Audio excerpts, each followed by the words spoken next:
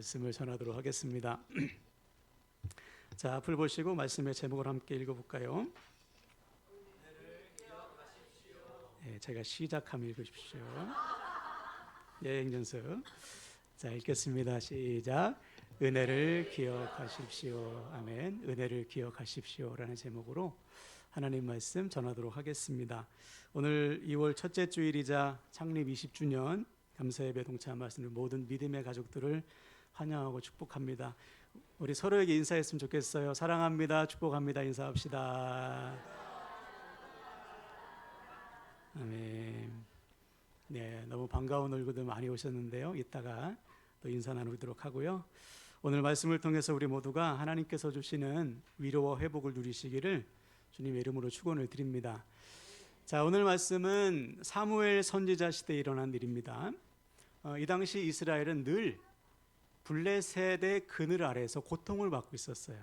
이것은 하나님께서 블레셋을 도구로 삼아서 이스라엘의 믿음을 훈련시키신 것입니다. 자, 그러던 중에 사무엘이라는 선지자를 세우셔서 이제 하나님의 말씀으로 백성들을 다스리시기 시작한 거예요. 그래서 우리가 읽진 않았지만 우리 사무엘상 7장 3절을 볼까요? 3절 제가 읽겠습니다.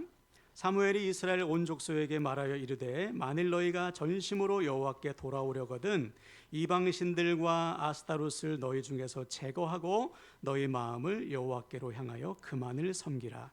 그리하면 너희를 블레셋 사람의 손에서 건져내시리라. 아멘. 사무엘을 선포하는 거죠. 여러분, 모든 우상을 제거하고 마음을 다해서 하나님을 섬기십시오. 그러면 하나님께서 여러분들을 블레셋 사람들의 손에서 건져내실 것입니다. 여기서 우리는 약간의 의문을 가질 수 있어요. 블레셋의 손에서 우리를 건지려면, 즉 블레셋과의 싸움에서 이기려면 아니 무기를 더 많이 준비하고 군사훈련도 해야지. 근데 하나님께서 명령하신 것은 마음을 다하고 우상을 제거하고 하나님을 더 잘 섬겨라. 왜 이런 말씀하셨을까요? 전쟁은 하나님께 속해 있기 때문입니다. 무기의 수와 군사력에 있는 것이 아니고 모든 전쟁은 하나님께 달려 있는 거예요. 그래서 하나님께 마음을 다해서 하나님을 섬기려고 하는 것이죠. 우리 인생도 마찬가지예요. 여러분, 우리의 인생은 우리의 능력과 우리에게 주어진 환경이 좌우하지 않습니다. 그것은 세상이 말하는 것이고 우리 인생은 우리 인생의 주인 되신 하나님께서 주관하시는 거예요. 아멘이십니까? 그러므로 우리는 매 순간 우리 인생의 주인 되신 하나님께 하나님의 뜻을 묻고 순종하는 거예요. 그때 우리 주인 되신 하나님께서 우리 인생을 돌보시고 보호하시고 인도하신다는 사실을 믿으시길 바랍니다. 아멘. 자, 그래서 이때 백성들이 순종합니다. 아멘. 순종해. 모든 우상을 버리고요, 마음을 다해서 하나님만을 섬기기로 작정합니다. 그리고는 모여요. 미스바라는 곳에 모입니다. 모여서 금식하며 기도해. 오늘날로 말하면 부흥회 하는 거예요.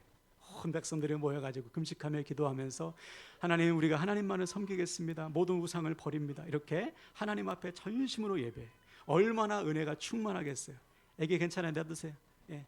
은혜입니다. 애 울음소리가. 예. 자, 그런데 이때 문제가 생깁니다. 뭐냐? 블레셋이 쳐들어와요. 은혜가 충만한데 블레셋이 야, 모였어 걔들? 왜 모였지? 야, 무기도 없대. 소식을 듣고서 이때다 싶어서 블레셋이 쳐들어옵니다. 큰일 난 거예요. 백성들이 모인 이유는 지금 모여서 금식하며 예배하기 위함이죠. 무기를 챙겨왔겠어요?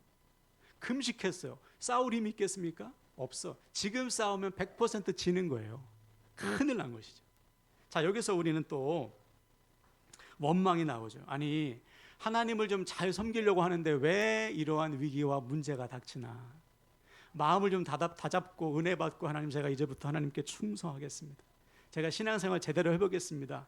은혜 받고서 갔는데 왜 하나님께서 이러한 인생의 위기와 고난을 만나게 하시냐 말이에요. 이때 우리는 어떻게 할까요? 아유, 하나님 믿어도 소용없네. 그냥 딴 거 믿을까? 다른 길을 찾아볼까? 여러분, 이러면 될까요? 아니에요. 오늘 본문에 보니까 백성들과 사무엘이 이렇게 반응했더라고요. 자, 먼저 백성들은 8절 보십시오. 제가 읽겠습니다. 이스라엘 자손이 사무엘에게 이르되 당신은 우리를 위하여 우리 하나님 여호와께 쉬지 말고 부르짖어 우리를 블레셋 사람들의 손에서 구원하시게 하소서 하니, 백성들은 사무엘에게 기도를 요청해요. 하나님께 쉬지 말고 부르짖어 우리를 구원하시게 하소서. 누가 구원한다는 겁니까? 하나님께서 우리를 구원하시게 하소서. 아무것도 할 수 없는 상황 속에서 백성들은 지금 누구에게 도움을 구하는 거예요? 하나님께 도움을 구하는 거예요. 여러분, 이거예요. 인생의 위기와 고난을 만났을 때 우리가 해야 될 것은 뭐냐면 전능하신 하나님께 부르짖어 기도하는 것입니다. 왜? 우리의 구원은 누구에게 있기 때문에? 하나님께 있기 때문에. 그래서 하나님은 때때로 우리들을 그러한 상황으로 몰아가셔요. 아무것도 할 수 없게 오직 하나님만 찾도록 우리를 그렇게 하나님이 이렇게 몰아가실 때가 있어요. 자, 예를 들어서 출애굽기 14장에 보면 이스라엘 백성들이 하나님의 은혜로 출애굽합니다. 약속의 땅으로 가는데 하나님이 야, 너희들 피곤하지? 여기 가서 쉬어라 명하신 곳이 홍해 앞이에요. 가다가 보니까 홍해 앞이 아니고 하나님께서 일부러 그곳으로 인도하셨습니다. 그곳으로. 근데 갔더니 쉬고 있는데 누가 뒤쫓아옵니까? 애굽의 군대가 뒤쫓아오는 거예요.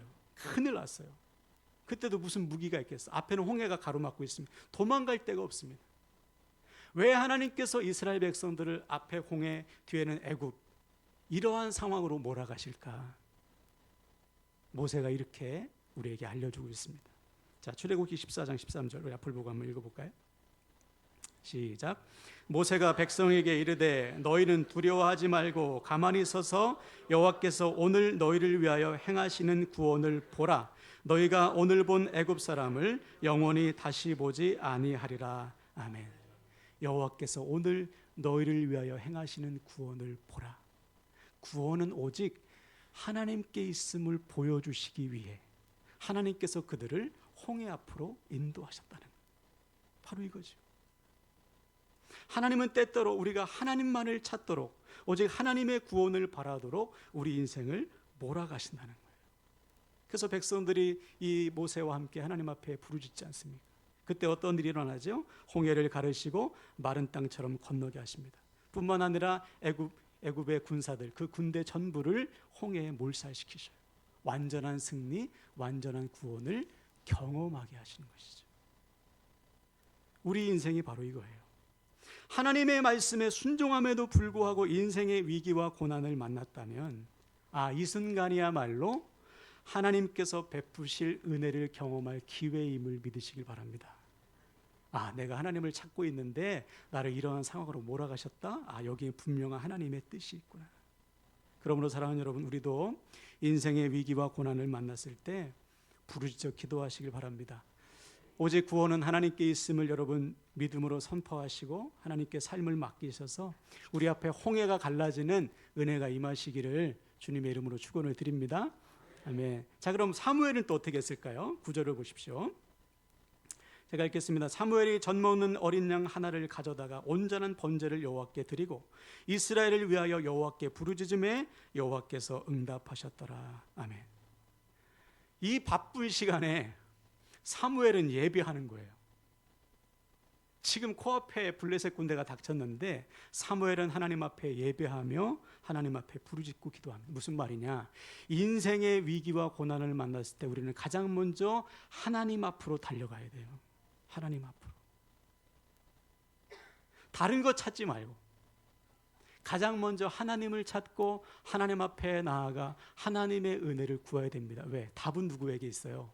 하나님께. 우리에겐 답이 없습니다. 내가 의지하는 사람과 세상의 곳에는 답이 없어요. 하나님께 답이 있어요. 그래서 우리는 먼저 하나님 앞에 나아가야 되는 것이죠. 그래서 오늘처럼 함께 모여 예배하고 함께 모여 기도하는 거예요. 그때 하나님께서 길을 여시고 우리에게 답을 허락해 주시는 것입니다.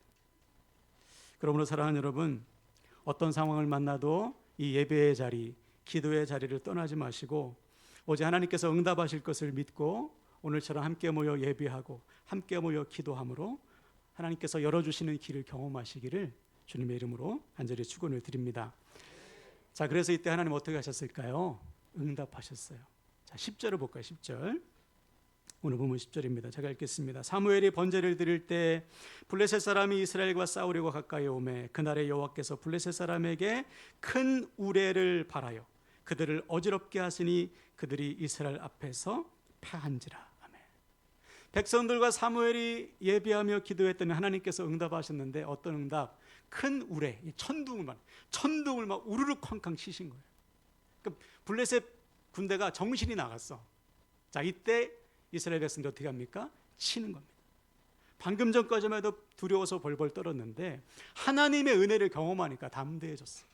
그래서 싸우는 겁니다. 여러분, 은혜가 임하면 담대해져요. 예. 그 은혜가 모든 상황을 덮는 것이죠. 그래서 백성들이 그날에 블레셋 군대를 쳐서 대승을 거둡니다. 대승을 거둬요. 우리가 나중에 보겠지만 그 뒤로 블레셋 군대가 쳐들어오지 못할 정도로 완벽한 승리, 대승을 거둡니다. 무기도 변변치 않은데 완전한 승리. 자, 그러면 이때부터가 중요해요. 놀라운 승리를 거둔 이 백성들은 어떻게 했을까? 잔치했을까요? 모여서? 아닙니다. 자, 오늘 본문 12절을 보세요. 12절 제가 읽습니다. 사무엘이 돌을 취하여 미스바와 센 사이에 세워 이르되 여호와께서 여기까지 우리를 도우셨다 하고 그 이름을 에베네셀이라 하니라. 아멘. 대승을 거둔 그 자리에 기념비를 세웁니다. 그리고서 선포하는 거예요. 에베네셀, 여호와께서 여기까지 우리를 도우셨다. 하나님께서 베푸신 이 놀라운 은혜를 기념하면서 기념비를 세웠어요. 왜? 잊지 않기 위해서. 하나님께서 베풀어 주신 그 은혜를 기억하기 위해서 기념비를 세웠습니다. 그래서 백성들이 이쪽에 올 때마다, 그죠? 미스바, 이 겐사에 올 때마다 기념비를 볼 거 아니에요. 그럼 보면서 뭐라고 고백할까? 아, 하나님이 도우셨지 그때. 아, 하나님이 이기게 하셨지. 은혜를 베풀어 주셨지. 그날의 은혜, 그날의 그 놀라운 승리를 기억하는 거예요. 그 은혜가 있을 때 여러분, 오늘을 믿음으로 살 수 있습니다. 그래서 기념비를 세우라고 하는 거예요. 자, 여기서 우리는 놀라운 사실을, 아주 중요한 사실을 확인해야 돼요. 여러분, 우리가 믿음으로 산다는 것은 하나님께서 그동안 베풀어 주신 은혜를 기억하면서 사는 거예요. 다시요. 믿음으로 산다는 것은 하나님의 은혜를 기억하면서 사는 것입니다. 그때 우리는 계속해서 믿음으로 살아갈 수가 있는 것이죠. 다시 말해, 에베네셀의 은혜를 기억할 때 지금 이 순간을 믿음으로 살 수 있다.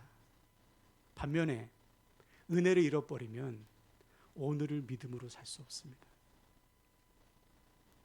앞에서 말씀드린 이스라엘 백성들 홍해를 경험했어요. 자신들의 두 눈으로 똑똑히 봤습니다. 한 사람도 빠짐없이 다 봤어요. 그렇죠? 근데 이 은혜가요 3일을 못 가요. 3일 동안 물이 없어. 근데 간신히 마라라는 곳에 물을 찾았어요. 근데 물이 써서 못 먹어요. 자, 그럼 이때 이스라엘 백성들 어떻게 해야 되죠? 기억해야죠. 며칠 전, 3일 전의 은혜를 기억해야지. 홍해를 가르시고 마른 땅을 건너게 하시고 애굽의 군대를 몰살시킨 그 놀라운 은혜를 기억하고 하나님 이번에도 은혜를 베풀어 주십시오. 부르짖어 기도해야 될 거 아니에요. 근데 기도하지 않습니다. 원망하고 불평해. 왜? 은혜를 잊어버렸어. 은혜를. 우리도 똑같아요. 은혜를 잃어버리면 이전에 우리가 뭐 얼마나 큰 은혜를 누렸든지 얼마나 많은 은혜를 경험했든지 오늘을 믿음으로 살 수 없습니다. 믿음 없는 사람과 똑같이 살아요. 다시 말해, 내 안에 은혜가 없으면 우리는 세상 속에서 믿음 없는 사람과 똑같이 삽니다. 은혜가 있어야지 믿음으로 사는 거예요.